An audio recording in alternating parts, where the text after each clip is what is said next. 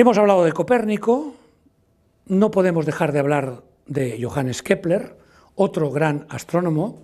No es por casualidad que sean los astrónomos los mayores también precursores de publicaciones, de reflexión, porque seguramente, y todos lo hemos vivido, esa idea de levantar la vista hacia el firmamento en una noche estrellada, viendo la luna y hacernos preguntas de quiénes somos, de dónde venimos, qué es este universo, quién lo ha creado, se ha creado, no se ha creado, ha existido siempre. Esas preguntas, sobre todo, se las han hecho primero los astrónomos, que han sido los que con más precisión e intuición han mirado hacia el cielo. Johannes Kepler es bien conocido en la historia de la ciencia, por muchas razones, ahora no entraré en ellas, pero es también un precursor importante de lo que podríamos llamar la ciencia ficción y, por tanto, de la divulgación científica. La ciencia ficción no deja de ser un género, podríamos decir, de la propia divulgación científica, porque en una fecha no datada exactamente, pero se sabe que es entre 1620 y 1630, publica Somnium, el sueño, en la que un estudiante de Tycho Brahe es transportado a la Luna por fuerzas ocultas y es considerada, como os decía, un primer tratado científico serio sobre astronomía lunar, pero no solo esto, sino también la primera obra de ciencia ficción. Parte del propósito de Somnium fue describir cómo sería la práctica de la astronomía desde la perspectiva de otro planeta, para demostrar la viabilidad de un sistema no geocéntrico, o sea, no un sistema de Aristóteles o de Ptolomeo, sino defendiendo también ya el modelo de alguna manera precursor, porque todavía no lo había publicado Copérnico, un modelo no geocéntrico. Y llegamos al personaje esencial de esta primera parte de este capítulo de la síntesis histórica de la divulgación y del periodismo científico, que es Galileo Galilei. Galileo tuvo la gran intuición. No voy a entrar ahora en explicar Galileo, porque, en fin, ya os recomendaré obras para leer a lo largo del curso, es bien conocido, pero me voy a fijar en un aspecto esencial que nos llevará a poner la primera pica en Flandes de la divulgación científica. Galileo tuvo la intuición y el acierto de utilizar el anteojo, el telescopio, que entonces no se llamaba así, era una lente, un anteojo, que no había inventado él, algunos se lo han atribuido a él, pero se inventó en la Holanda de la época, pero que él sí que lo introdujo en la Italia de la época y lo fabricó y lo vendió, y así se ganaba también un dinero. Tuvo la intuición de levantar el anteojo hacia el firmamento, hacia el cielo, y empezarse a hacerse preguntas y a empezar, producto de esas observaciones que hacía del firmamento. Producto de estas observaciones es la publicación del Sidereus Nuncios. Una traducción posible sería el mensajero de las estrellas, en marzo de 1610. Por tanto, antes de Kepler y antes de Copérnico. El Sidereus Nuncios, para muchos, es considerado el primer artículo científico largo, es un librito no muy amplio, pero es un artículo largo, científico, un paper, en terminología actual, producto de la observación científica, de la reflexión y de llegar a unas conclusiones con esas reflexiones y esas observaciones. El Sidereus Nuncios es el producto de esta observación de la Luna, de las fases de la Luna, de los planetas, del firmamento, como digo, Y él relata en el Sidereus Nuncios, del que tendréis en la bibliografía colgado un facsímil en lengua castellana, para que lo podáis leer si queréis. Él hizo una serie de observaciones con dibujos propios, porque además era un artista. Galileo era un hijo del Renacimiento, un artista, en las que yo no puedo, y supongo que os ocurre lo mismo a vosotros, menos que emocionarme delante de estos grabados, de esta exactitud extraordinaria, porque hemos de pensar que Galileo trabajaba con unos aumentos que cualquier prismático de hoy que utilizamos para ver a Lady Gaga o para ver los goles de Neymar, son mucho más potentes que lo que utilizaba él, que eran 8 o 12 aumentos. Y ya con eso observó todo lo que observó y anotó todo lo que anotó. Aquí hay un facsímil de sus anotaciones, que son las que después dieron fruto en ese primer gran artículo científico, que es el Sidereus Nuncios, donde vemos la observación de Júpiter. Estos grabados que vemos, estos dibujos que vemos, son Júpiter y lo que después sabemos, gracias a Galileo, que son sus satélites artificiales. Aquí tenemos un detalle más grande de esta observación de Júpiter y sus satélites, que yo lo he querido ilustrar de esta manera. Evidentemente él no lo veía así, pero aquí tenéis una recreación de lo que él ve y lo que él anota a lo largo de unos días concretos que figuran en el Sidereus Nuncios. 7 de enero, Júpiter con 2 estrellitas a la izquierda y una estrellita a la derecha. 8 de enero, el mismo Júpiter, pero las 3 estrellitas están todas en un lado. 9 de enero, no vio nada porque estaba cubierto el cielo. Lo dice, es producto de la observación y de la experimentación observacional, de hacer ciencia, del método científico. 10 de enero, ha desaparecido una de las estrellas. Evidentemente, las estrellas del fondo están fijas, se mueven con la bóveda, pero están fijas. Estas estrellas se van moviendo. Empieza a hacerse preguntas. Se mueven un poco más. Otro día vuelve a aparecer otra a otro lado. Y finalmente, el 13 de enero, aparecen 3 a un lado y una a la izquierda. Para Galileo está claro, y así lo explica al mundo, es un mini sistema, igual que el sistema solar, en que Júpiter es el centro y hay 4 pequeños planetas, que entonces no se llamaban así, pero que son satélites de Júpiter que giran en torno al planeta. Igual que nuestra Tierra, nuestra Luna, gira en torno a nosotros. De alguna manera, y de estas observaciones y de otras que realiza, lo que hace es demostrar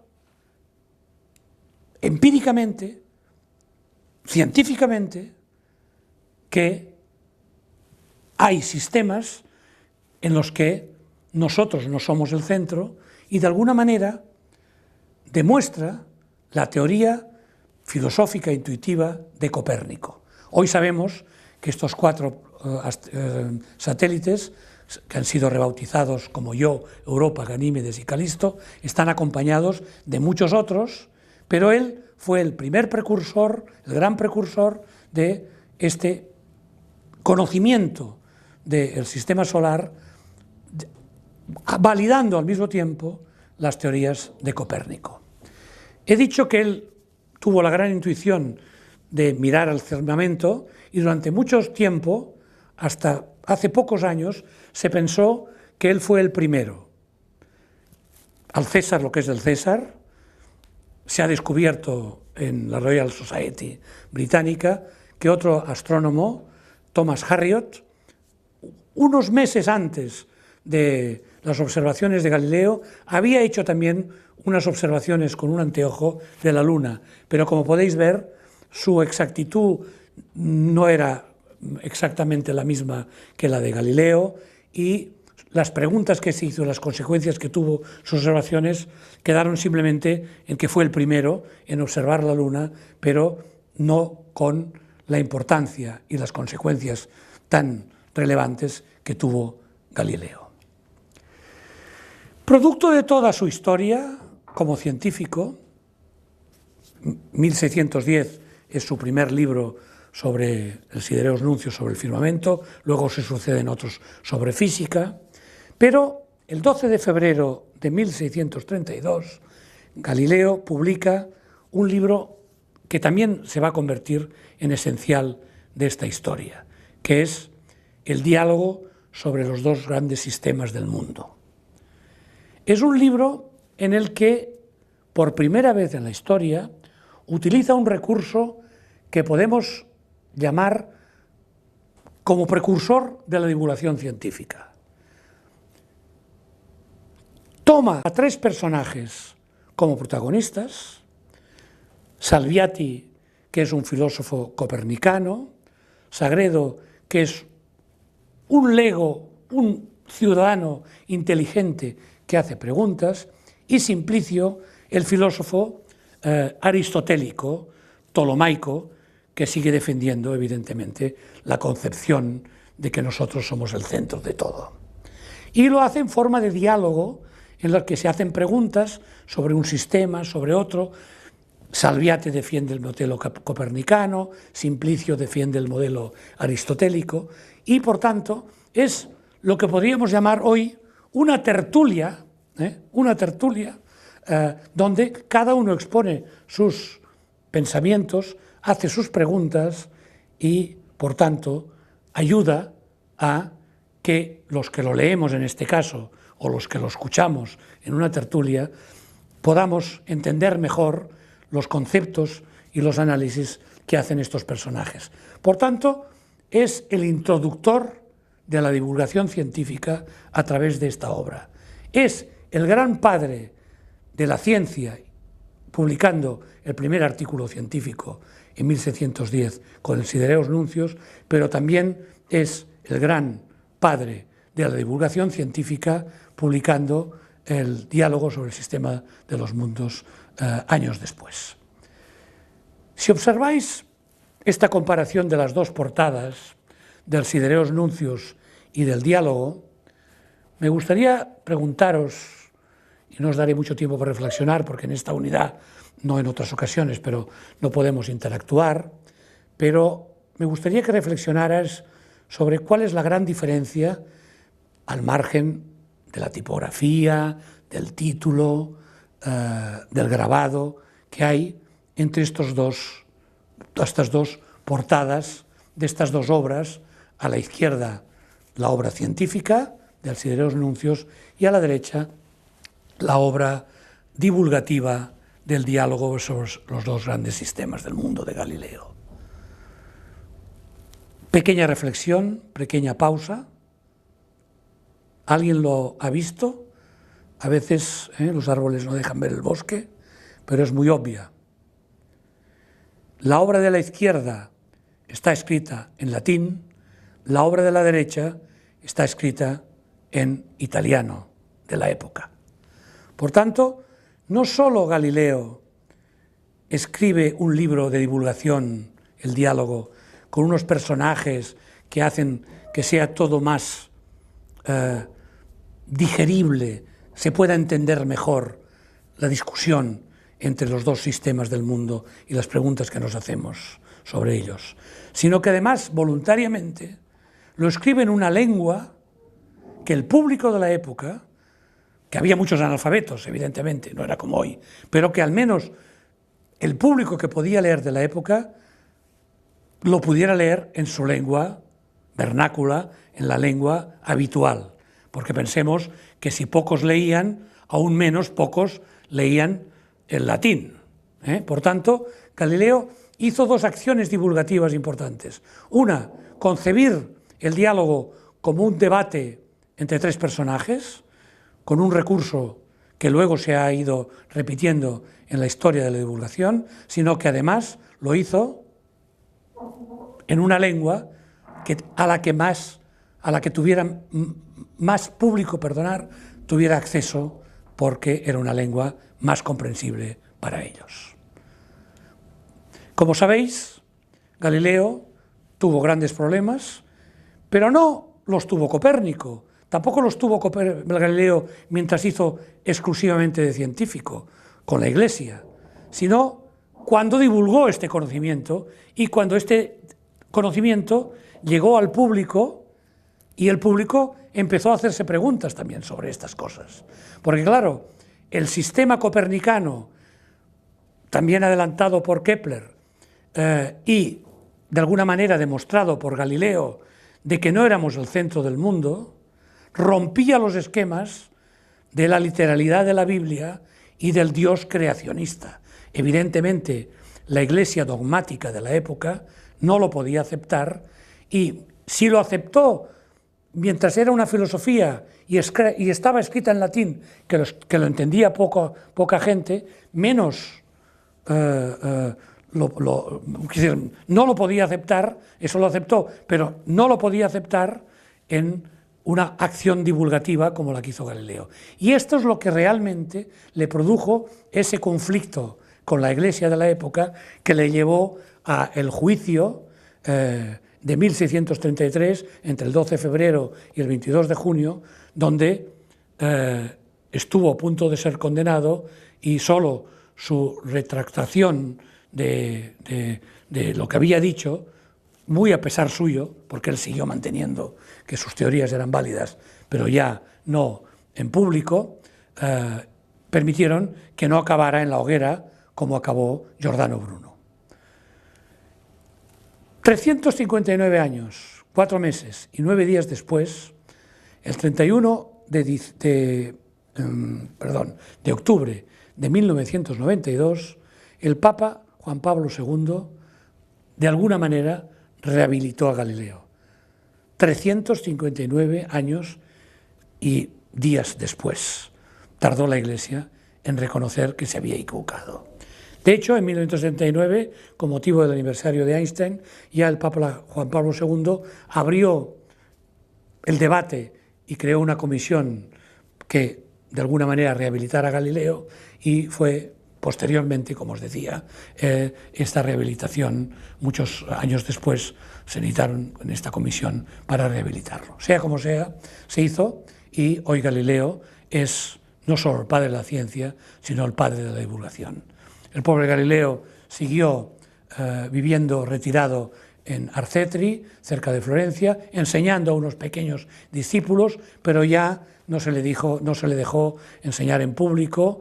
De alguna manera fue condenado al ostracismo, y él seguía manteniendo que sus teorías eran ciertas, pero no las pudo publicar. Está enterrado en la Santa Croce de Florencia. Si hay ocasión de ir a Florencia, independientemente de ver esa gran ciudad renacentista y que forma parte del patrimonio cultural de toda la humanidad, no dejar de hacer un pequeño homenaje como divulgador y gran científico a Galileo en la Santa Croce. La vida de Galileo ha sido recogida con mucha precisión por un gran dramaturgo, Bertolt Brecht, en 2 etapas. La escribió a lo largo de muchos años, hizo varias ediciones. La vida de Galileo, que es una obra de teatro.